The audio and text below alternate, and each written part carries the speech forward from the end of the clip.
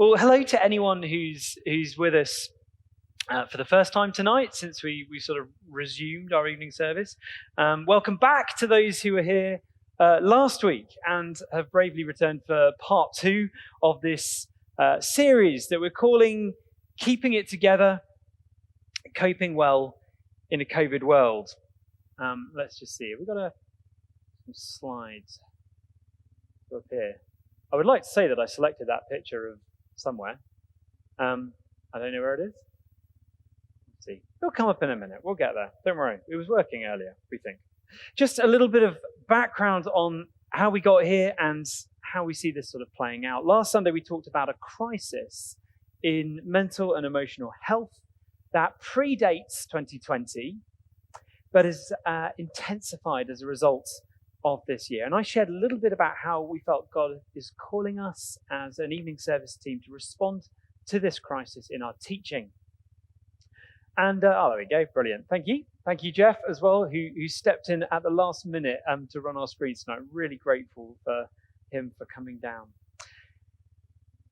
And so I'd say a small team has been planning over the past month or so a series inspired by this book, Emotionally Healthy Spirituality by Peter Scazzero. I'd say inspired by rather than based on, because the series that we've put together, it draws on elements of this, but also a lot of other influences, along with elements of our own journeys as a preaching team with this subject. And if I had to sum up where we plan to go between now and early December, let's face it, all plans come with a rather large to be confirmed sort of proviso over it these days.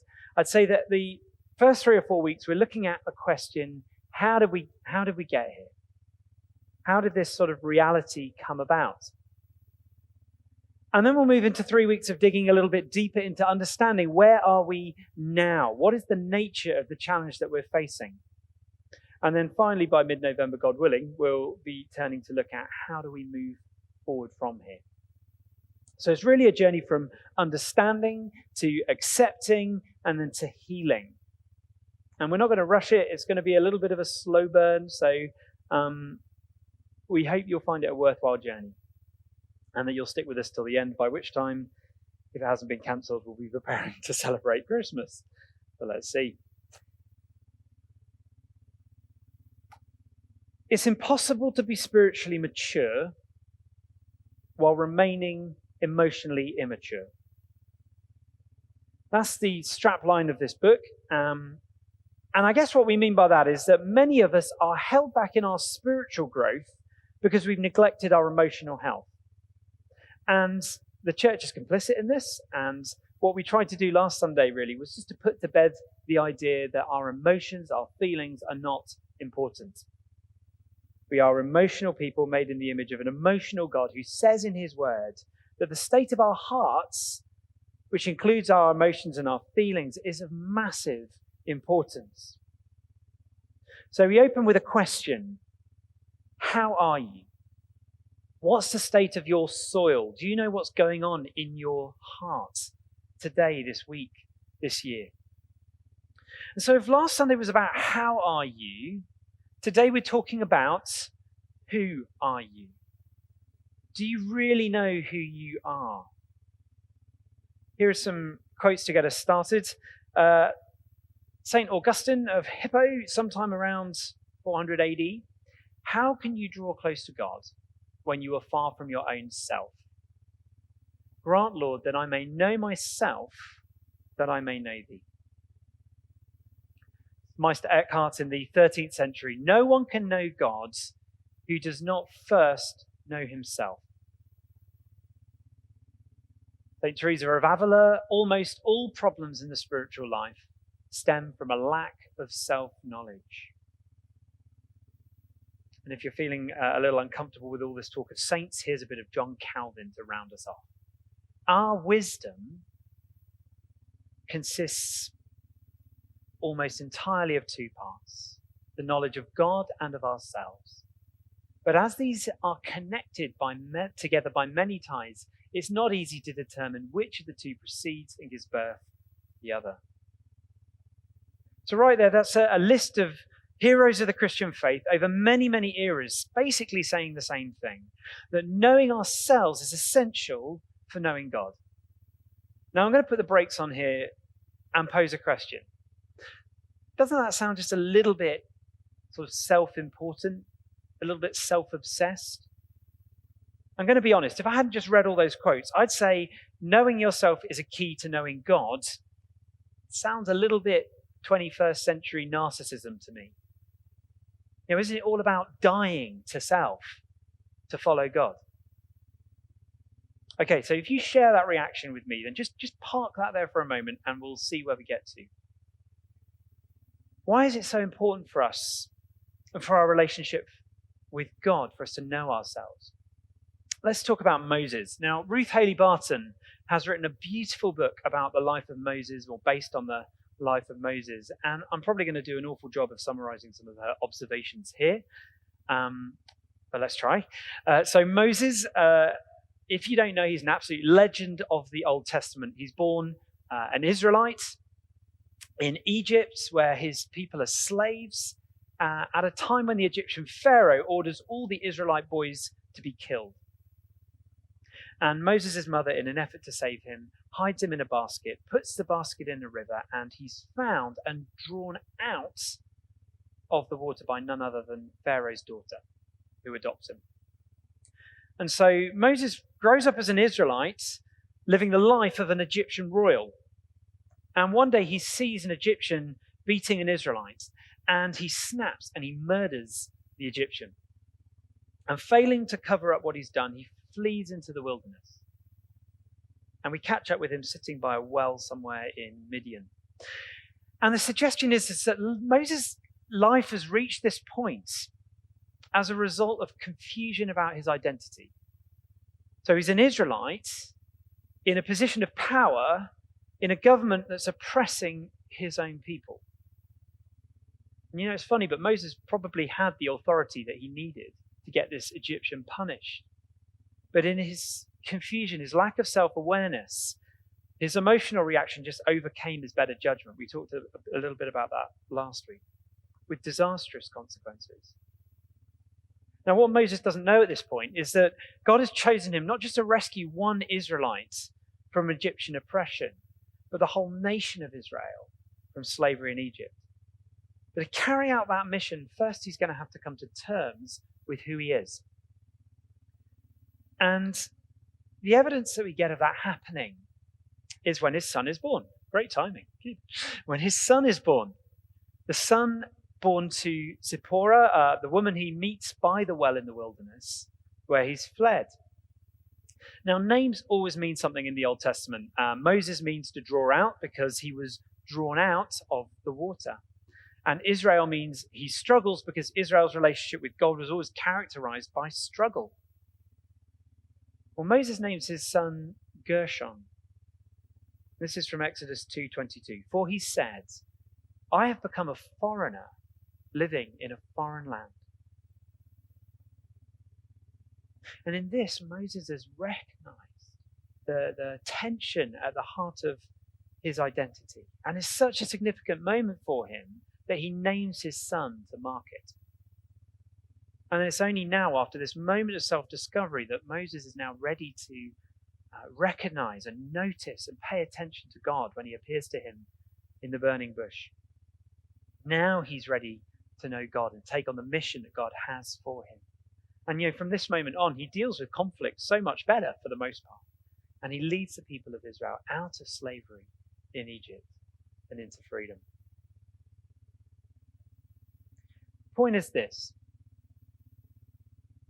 In order to know God, to serve God effectively, Moses first had to know himself and come to terms with who he was. So question 1 for the night, if you like, is, do you know who you are? How well do you understand yourself? Just take a moment to reflect on that. I'm going to grab a drink.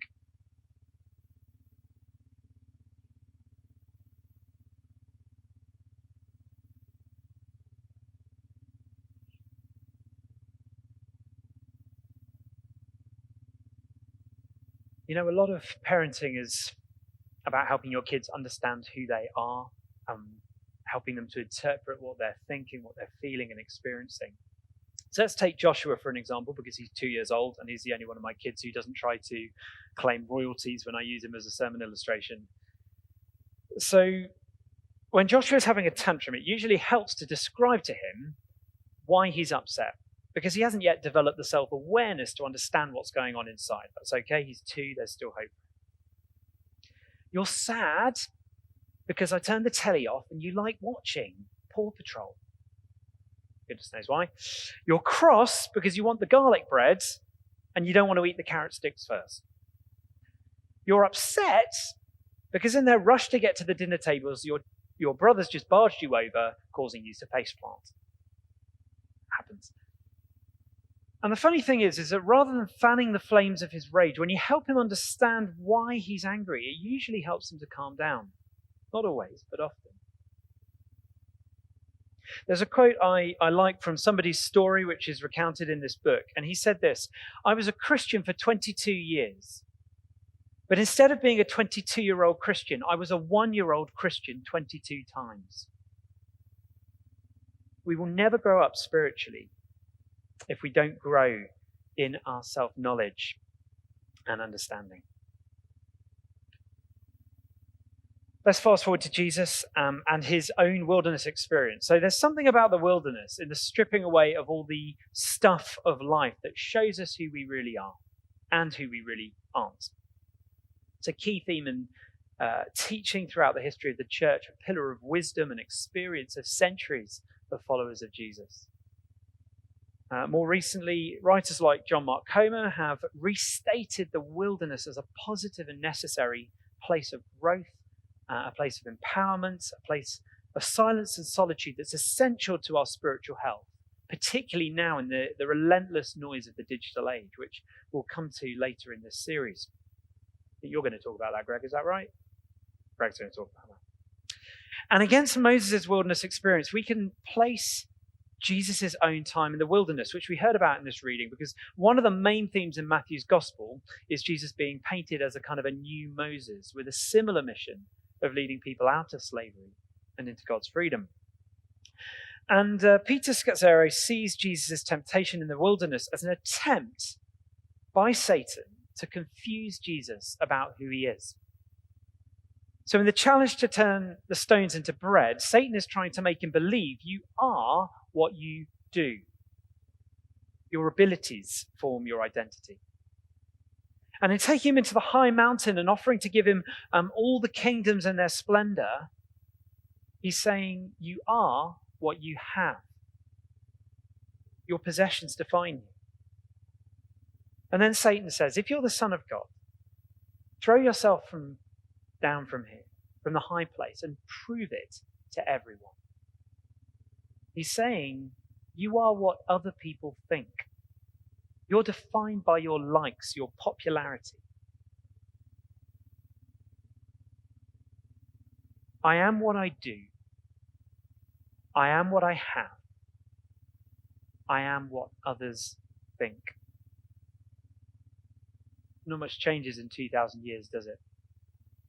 Take a moment just to reflect on those. Which one of those three stands out most to you in your own experience?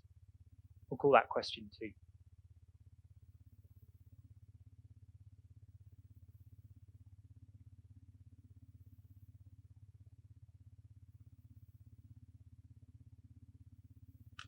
I was 30 years old and about to become a dad for the first time when I realized that my identity had grown mostly around that first question, or the first point, I am what I do, with the result that I wasn't that interested in who I was becoming. And I was involved in some phenomenal, innovative youth work in areas of deprivation in the UK and abroad. I'd seen lives impacted for the kingdom of God. What more was there to it?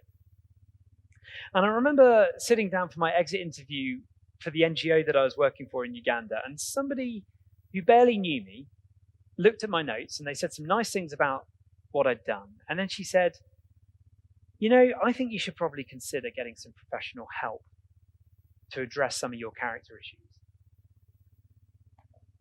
And I felt absolutely stunned, which probably should have told me something in itself. Externally, I smiled and I thanked her. Inside, I was seething. Do you not see what I've just been doing over the last 2 years? Helping an organization in deep crisis survive, get back on its feet, completing the task we were given, in developing a staff team so that we could lead the project under well-equipped local management, all under the cloud of a financial crisis. This was 2008 to 2010. Do you remember when we used to think that was the biggest problem the world had seen? And you're asking questions about my character. Seriously? Look at what I've done. And here I was, 12 months on from that, getting ready to be a dad, and the penny was beginning to drop. All the achievements, all the things I'd done, all the things I do were not going to make me a good dad. And having been in youth work for years, being a good dad was and is extremely important to me. And so I began a bit of a journey, which has lasted, I guess, through my 30s, in peeling back the layers to discover and to come to terms with, I guess, who I am. And the further I've gone on this journey, the more I've looked back and thought, what on earth was I doing with my 20s? I wasted them. I mean, not entirely, but in this area, I mean. If you're sitting there thinking that maybe this book is written by a guy in a response to a kind of midlife crisis being preached about by a man who's in that same sort of demographic, maybe you're thinking this stuff is years away from you. I just want to say to you, don't waste your 20s like I did. Get serious about investing now in learning who you are. So Jesus' temptation in the wilderness comes straight after his baptism, when he heard his true identity spoken over him by the Father. This is my Son, whom I love. With him I am well pleased. And I think it's not surprising that after that most perfect statement about who he is, Satan goes on the attack with lies about his identity. And I think most of us get these words. We understand these words. We sing these words. Our identity is a very simple matter. I am God's beloved child. He is pleased with me. He delights over me. I won't ask for a show of hands, but I'd be willing to bet that most of us here tonight, we accept that. We intellectually assent to it. Yeah, that's me. I am a child of God. And it feels like that should be the end of the matter. Identity issues solved. I know exactly who I am. And yet there is so much that gets in the way of us truly grasping that. Satan has all sorts of ways of obscuring that truth to us. Sometimes it's related to our upbringing, or how people have treated us, or the choices we've made, or the choices we continue to make. Maybe our insecurities or our vulnerabilities, perhaps our strengths and talents. All of these things could be harnessed to disguise and obscure our identity and hide from ourselves who we really are. And the result is that we walk through life wearing sort of one of these. That's not going to work, is it? If I look in the mirror, yes, it's me, but I'm not seeing the whole picture. I went down to the toddler group on, when was it? It was Thursday, wasn't it? I think it was Thursday. And I saw Denise there. And I saw a whole bunch of people who I hadn't seen for about 6 months. And I was trying to work out who was who, because everyone was wearing one of these. And I struggled to identify everyone. And it felt a bit awkward, to be honest, but it was fine. I am what I do. I am what I have. I am what others think. These things are masks that hide from us and from others who we really are. And I think that we can all agree by now that wearing masks sucks, doesn't it? It does not enhance our lives or our connections with other people. I say that purely for illustrative purposes. Thank you for wearing your mask. It's the loving thing to do. Jesus said that his people would be recognized by their love for one another. So we wear our masks, but it sucks, doesn't it? So what can we practically be doing to remove these masks, allowing us to truly know ourselves so that we can truly know God? Here's 4 suggestions. So firstly, prioritize getting to know yourself. For me, the catalyst was the prospect of becoming a dad, or my character flaws being played out in the lives of our kids. We invest so much time and money and attention in so many things in our lives. And maybe you feel a bit like I did, that focusing on ourselves is a bit sort of narcissistic, a bit selfish. Let me tell you that the people I know who love others the best are usually those who have spent a lifetime learning about themselves and therefore God. Some of them in this room tonight. In fact, many of us, I reckon, in this room tonight are here because of people like that as well. So to return to the question that I posed at the start, yes, we're called to take up our cross and die to self. But I'd argue that you can't fully die to yourself if you don't fully know yourself. At the very least, you're going to miss bits. Second, make space for silence and solitude. Now, every writer that I've quoted tonight, from the ancients to the present day writers, have in common an unshakable belief in the importance of silence and solitude and learning about yourself in that context. That's another whole sermon. I'm pretty sure we'll be getting into that later as well. So I won't say anything more on that, save this. I am an externalizing extrovert. I know, who knew? Just think what a hard time God has getting me to shut up for long enough to talk to me. But even if that's not you, making space for silence and solitude has to be an intentional act, especially these days. It just doesn't happen by accident.